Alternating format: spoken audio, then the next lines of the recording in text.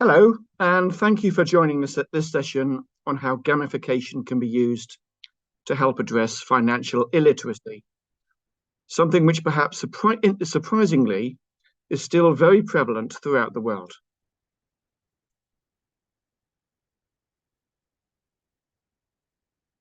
I've added here the theme of Financial Inclusion Week 2023. Is inclusive finance ready for the accelerating pace of change? So you might be wondering how my session today on gamification and financial illiteracy is relevant to the theme of this year's Financial Inclusion Week, which focuses on inclusive finance. Well, inclusive finance can be described as the accessibility of useful and affordable financial products and services. But without the understanding of how these products and services can help, those for whom they are intended will not understand the rationale for taking them out. Or, if they do take them out, they may not know how to make the best use of them. Think of inclusive finance as the supply and financial literacy as the demand.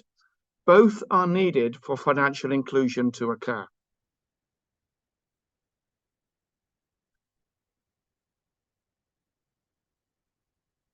Now let's consider the extent of financial illiteracy, which can be described succinctly as the lack of financial understanding of the actions to effectively fulfill the family's financial goals. It would be reasonable to assume that financial illiteracy is an issue for low-income economies, and this is certainly true. The global 2021 study by Fanta and Matson-Ziwa found that financial illiteracy in sub-Saharan Africa is just 32%. This means that over 2/3 of those in sub-Saharan Africa lack the understanding of how to use financial products and services to effectively fulfill their family's goals, even if these products are available and accessible. But financial illiteracy is not restricted just to less developed economies. The same 2021 survey found that nearly half of those in high-income countries are financially illiterate. Indeed, the national governments of every one of the world's 50 largest economies have a stated objective to address financial illiteracy. In short, financial illiteracy remains a global problem. So how can we achieve financial literacy throughout the world? Well, if it was that easy, the world's largest and most developed economies would have cracked it by now. To date, there's been no silver bullet. Which brings me back to gamification. Gamification can be described as the use of game-like features in non-game contexts so as to increase effectiveness. Now, depending on the context, effectiveness could relate to increased participation or engagement, or perhaps enhanced comprehension. Gamification is being used increasingly in the fields of business and education. Businesses have used it mostly, but not exclusively, with their employees.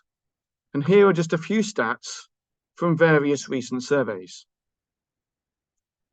89% of employees think they'd be more productive if their work were more game-like. 72% said that gamification motivates them to work harder. And 67% are more likely to stay with a company for longer than 3 years if it uses gamified activities.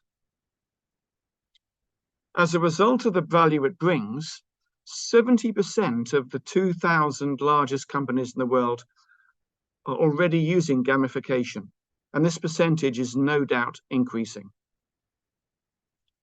And businesses that implement gamification saw an average 41% improvement in employee engagement. Now let's turn to the use of gamification in education, which is more relevant when we consider its value in the context of financial literacy. And again, here are further survey findings. 67% of students in the US prefer to learn using methods that incorporate elements of games.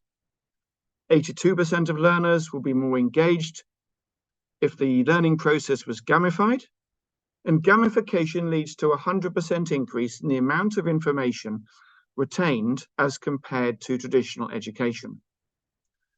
You'll see here significant uplifts in engagement, but the final point is perhaps the most pertinent. The gamification can double the amount of information retained by students. These stats shouldn't perhaps come as a surprise. People are obviously engaged and therefore learn more when they're having fun. And according to a study by Matari, it is forecast that over a 5-year period, there will be a significant increase in the use of gamification for learning purposes. And it's interesting to note that Africa is expected to see the greatest percentage increase. But how, you might be wondering, can games be used to enhance financial literacy? Well, across Southeast Asia, there have been a couple of board games focusing on personal finance, which have been used extensively over the past decade or so. One is called Praxis, the other Cyclic. These games have proved extremely popular with those having access to them. The following video, taken just last month in Vietnam, not just in Hanoi and Saigon, but also in some cases in provincial Vietnam, shows the level of engagement that these games elicit.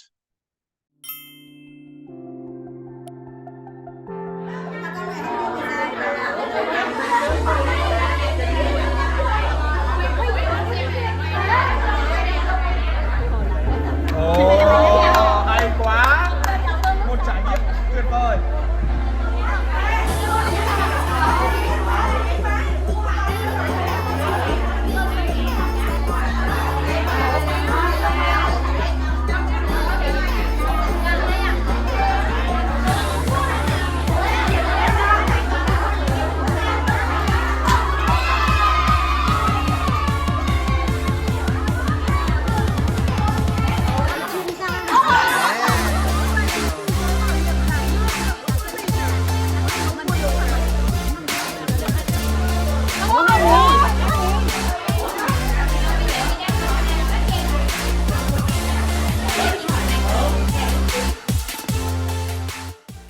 At this point, I should make clear that I head up the Cyclic business. Now, these board games remain very popular. But as these are physical games, there is a limit to how much traction they can achieve.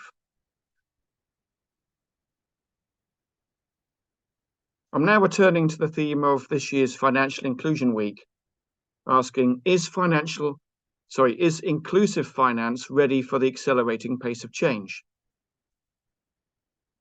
Well, in order to capitalize on the accelerating pace of change, it's critical to go digital. Over the past 3 years, a project has been underway to develop a digital financial game in the form of an app that can be played on mobile phones, designed to enhance the financial literacy of those who play it. As a mobile app, there would be widespread access to it. So in those countries where it will be made available on the app stores, it has the real potential to play a significant role in addressing financial illiteracy. The game is called Cyclic Town, and this too is a product of the company that I head up. The following short video illustrates what players may experience in Cyclic Town. In Cyclic Town, the player experiences life from age 25, when starting their career as a graduate trainee, all the way up to their retirement at age 60. Their objective in the game, as in real life, is to achieve financial security. In Cyclic Town, players have a plethora of different paths they can follow in their quest for wealth. They can invest their monies cautiously, for example by putting it in term deposits offered by the bank. Or they can speculate on high-risk stocks and shares via Cyclic Town's securities trading platform. They can even try their hand at investing in gold. Another option is to invest in themselves. Players can choose to take courses at the town's training provider, with a view to enhancing their career and earnings prospects. At Cyclic Town's real estate agency, players have the opportunity to buy their own home and even acquire property as an investment. These purchases can be facilitated by mortgages offered by the bank, which also offers loans for other purposes, such as for buying a car or starting a new business. Indeed, in Cyclic Town, players encounter opportunities to pursue a startup, which could potentially be a path to vast riches, but could also fail and hence prove a financial disaster. Throughout the game, players encounter all the major life events such as marriage and parenthood. But they could also experience divorce, accidents, ill health, and even loss of a spouse.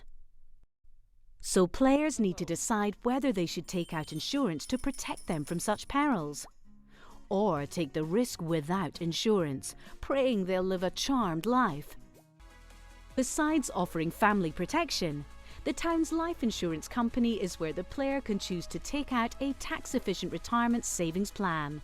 Being an investment-linked product, it requires the player to decide how to invest his contributions across a range of risk-graded funds.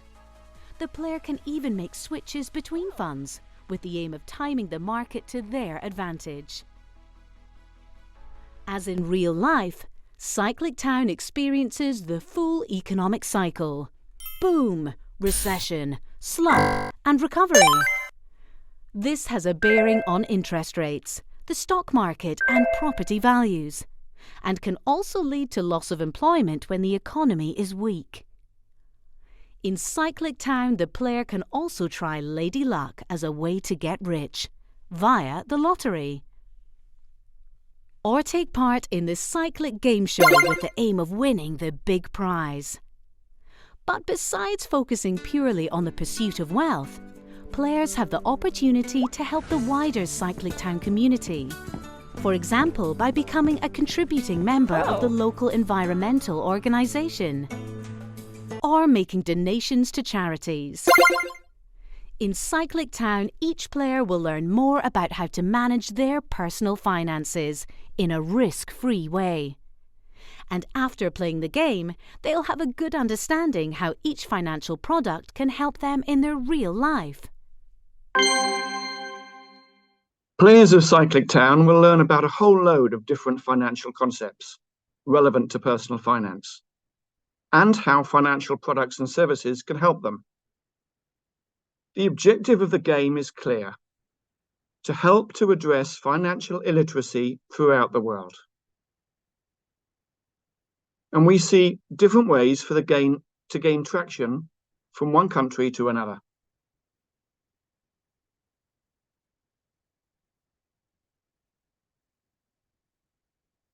One way is for schools or universities or both to roll out the game among their students. The game incorporates a competition feature where an organizer, such as a school, can arrange a private competition for its own audience. Players would see how they fare against their competitors or their peers, making the game more fun, and organizers can even offer a prize to the top performer of each competition. In addition, national governments, almost all of which have an objective to address financial illiteracy, may see the merit in getting behind the game. There are various ways this can be done, but this might involve, for example, setting up a national competition, perhaps alongside the national lottery. Or they may advocate to schools and universities that they make use of it, maybe setting up competitions between teams from different schools or universities across the country. Financial institutions can also play a key role. They could set up competitions among their customers, or their distributors could do so among their prospects. Cyclic Town will be launched in a couple of countries in Southeast Asia in the first quarter of next year. Of course, in both countries, it will be rolled out fully in the local language, with an option to play in English. In fact, in all countries where we go live, the game will be offered in the principal local language plus English. We do have a tentative plan for those countries where we roll out after the first two countries, but we are open to hearing proposals on where we can roll out or deploy the game sooner rather than later. Obviously, the priority is on third world and developing economies, but there's even substantial financial illiteracy in many developed economies. So we don't see any countries being out of scope. So if anyone is interested in seeing Cyclic Town being rolled out in their country sooner rather than later, they can contact us on hello@cyclicdigital.com. We are always very glad to hear suggestions for where we can deploy Cyclic Town so as to enhance financial literacy there. Thank you for taking time to view this session, and I hope it has proved useful in illustrating how gamification is being used to help address financial illiteracy. Thank you again, and have a great day.